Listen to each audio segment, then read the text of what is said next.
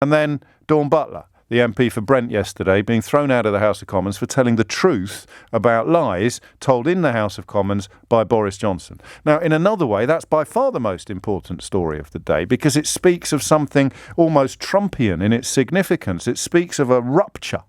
It speaks of a break in normality. It speaks of a kind of, it's a consequence of a deliberate assault upon the truth.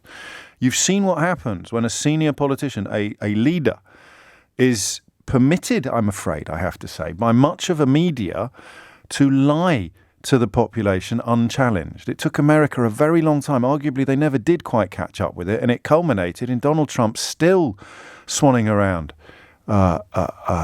Florida, claiming that he won the election, when he categorically didn't.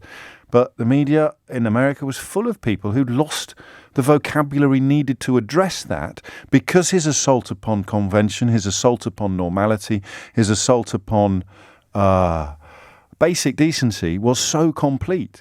So Dawn Butler, I think, has ended up almost wearing around her neck as a millstone the conventions that Boris Johnson treats with utter contempt. And that, to me, is a really important story, a really important story, because it has created now a country in which a politician gets thrown out of the legislature for telling the truth about a politician who is in charge, telling a lie in the same chamber.